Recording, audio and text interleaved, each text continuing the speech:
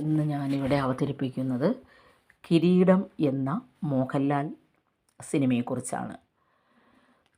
മലയാള ചലച്ചിത്രം എക്കാലത്തെയും മലയാളികൾക്ക് സമ്മാനിച്ച ഒരു നല്ല മോഹൻലാൽ സമ്മാനമായിരുന്നു കിരീടം. ഇതിൻ്റെ സംവിധാനം നിർവഹിച്ചിരിക്കുന്നത് സിബി മലയിൽ, രചന ലോഹിതദാസ്. ഇതിൽ പ്രധാനമായിട്ടും അഭിനയിച്ചിരിക്കുന്നത് മോഹൻലാൽ, തിലകൻ, മുരളി, കവിയൂർ പൊന്നമ്മ, പാർവതി, മാമുക്കോയ, ശങ്കരാടി, മുരളി, ഫിലോമിന തുടങ്ങിയ പ്രധാനപ്പെട്ട താരനിരകൾ തന്നെ ഈ ചലച്ചിത്രത്തിൽ അണിനിരന്നിരിക്കുന്നു.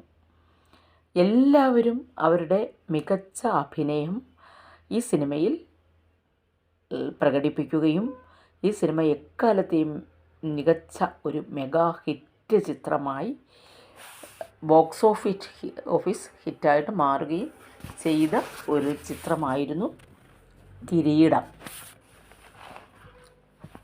1989 ഈ ചിത്രം പുറത്തിറങ്ങുന്നത്.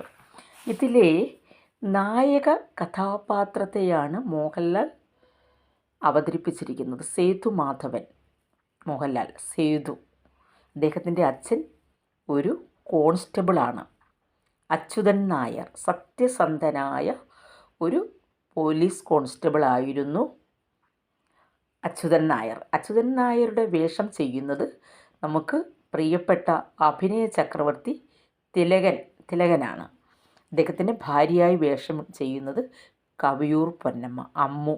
അവരുടെ പേര് അമ്മു. അവർക്ക് 2 ആൺമക്കളും 2 പെൺമക്കളുമാണുള്ളത്. അങ്ങനെ ഈ കോൺസ്റ്റബിളിൻ്റെ ഒരു വരുമാനം കൊണ്ട് നല്ല രീതിയിൽ നല്ല അഭിമാനത്തോടു കൂടി ജീവിക്കുന്ന ഒരു കുടുംബമായിരുന്നു അച്യുതൻ നായരുടേത്. അദ്ദേഹം നല്ല കണിശക്കാരനായ ഉദ്യോഗസ്ഥനും അതുപോലെ തന്നെ ഒരു സത്യസന്ധനും ആയിരുന്നു. ഒരു രാഷ്ട്രീയ നേതാവിനെതിരെ അദ്ദേഹം ഒരു കേസ് ചാർജ് ചെയ്തതുകൊണ്ട് അവർ അദ്ദേഹത്തോട് വൈരാഗ്യം കാണിക്കുകയും അദ്ദേഹത്തെ അവിടെ നിന്നും രാമപുരം എന്ന സ്റ്റേഷനിലേക്ക് മാറ്റുകയും ചെയ്തു. അതെന്ന് പറയുന്നത് പോലീസുകാർക്കൊക്കെ വെല്ലുവിളി നേരിടുന്ന ഒരു സ്ഥലമാണ്. അവിടെ രാമപുരം മാർക്കറ്റ് ഭരിക്കുന്നത് പ്രധാനമായിട്ടും കീരിക്കാടൻ ജോസ് എന്ന ഒരു ഗുണ്ടയാണ്. അപ്പോൾ ആ ഗുണ്ടാവിളയാട്ടമാണ് ആ മാർക്കറ്റിൽ അല്ലെങ്കിൽ രാമപുരത്ത് നടക്കുന്നത്. ഇങ്ങനെയുള്ള സാഹചര്യത്തിൽ ഈ കോൺസ്റ്റബിൾ അച്യുതൻ നായരും കുടുംബവും രാമപുരത്തേക്ക് സ്ഥലം മാറി പോകുന്നു. അവിടെ ചെന്നിട്ടുള്ള ജീവിതം അല്ലെങ്കിൽ അവരുടെ ഒരു കഥാഗതിയാണ് ഇതിലൂടെ പിന്നീട് നമുക്ക് ഉരുത്തിരിയുന്നതായിട്ട് കാണുന്നത്. രാമപുരത്ത് ചെല്ലുമ്പോൾ ആകപ്പാടെ പ്രശ്നമുള്ള ഒരു സ്റ്റേഷനായിരുന്നു രാമപുരം സ്റ്റേഷൻ. പോലീസുകാരോട് പോലും വൈരാഗ്യം വച്ചു പുലർത്തുന്ന ആളായിരുന്നു കീരിക്കാടൻ ജോസ്. അപ്പോൾ ഇതിനിടയിൽ സേതുമാധവൻ്റെ വിവാഹം ഉറപ്പിച്ചിരിക്കുകയാണ് അമ്മയുടെ ജ്യേഷ്ഠൻ്റെ മകളുമായിട്ട്. ദേവിയായിട്ട് ഇതിൽ വേഷം ചെയ്യുന്നത് പാർവതിയാണ്.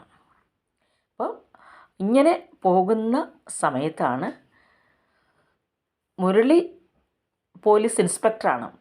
സേതുമാധവനും പോലീസ് ഇൻസ്പെക്ടറായിട്ട് ജോലിയിൽ കയറുവാൻ താല്പര്യപ്പെടുന്നു. അതിനുള്ള ടെസ്റ്റുകളെല്ലാം പാസ്സായിരിക്കുകയാണ്. ഇനിയും കുറച്ച് നടപടിക്രമങ്ങളും കൂടെ കഴിഞ്ഞു കഴിഞ്ഞാൽ ഒരു പോലീസ് ഇൻസ്പെക്ടറായി കയറും. തൻ്റെ മകൻ ഒരു നല്ല പോലീസ് ഇൻസ്പെക്ടറായി കയറുന്നത് കാണുവാനാണ് അച്ഛനായ അച്യുതൻ നായർ കാത്തിരിക്കുന്നത്. അപ്പോൾ അതിനി കുറച്ച് കാത്തിരുന്നാൽ മതി. അപ്പോൾ അങ്ങനെയുള്ള ഒരവസരത്തിലാണ്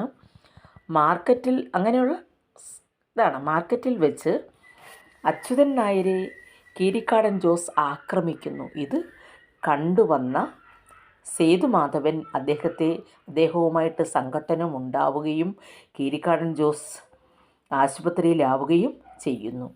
അദ്ദേഹം ആശുപത്രിയിൽ നിന്ന് ഇറങ്ങിയതിന് ശേഷം ഇവരോട് പ്രതികാരം ചെയ്യുന്നു. അതായത് സേതുമാധവനെ ആക്രമിക്കുമ്പോൾ സേതുമാധവൻ അദ്ദേഹത്തെ ഒരു കഠാര വെച്ച് കുത്തി കൊലപ്പെടുത്തുന്നതാണ് കഥയുടെ അവസാനം. അങ്ങനെ ഒരു വലിയ കൊടും കുറ്റവാളിയായി തീരുന്നു. അവസാനം ഇദ്ദേഹം പോലീസ് സേനയിലേക്ക് എടുക്കുവാൻ യോഗ്യനല്ല എന്ന് പറയുന്നതാണ് ഈ കഥ. വളരെ കണ്ടിരിക്കാൻ എക്കാലത്തെയും വളരെ മികച്ച എല്ലാവരും കബീർ പൊന്നമ്മ, തിലകൻ, ഫിലോമിന, ജഗദീഷ് ശ്രീകുമാർ, ജഗദീഷ്, മണിയൻപിള്ള രാജു എല്ലാവരും മികച്ച അഭിനയമാണിതിൽ കാഴ്ചവെച്ചിരിക്കുന്നത്. അതുപോലെ തന്നെ കണ്ണീർ പൂവിൻ്റെ കവിളിൽ തലോടി എന്ന എക്കാലത്തെയും മനോഹരമായൊരു ഗാനം ആലപിച്ചിരിക്കുന്നു MG ശ്രീകുമാർ. അതിന് സംസ്ഥാന സർക്കാരിൻ്റെ അവാർഡ് ലഭിക്കുകയുണ്ടായി. മോഹൻലാലിൻ്റെ ഈ ചിത്രത്തിലെ അഭിനയത്തിന് നല്ല നടൻ എന്നുള്ള ജൂറി പുരസ്കാരവും ലഭിക്കുകയുണ്ടായി. ഇങ്ങനെ എക്കാലത്തെയും ഒരു മികച്ച ചിത്രമായിരുന്നു കിരീടം എന്നതിൽ സംശയമില്ല.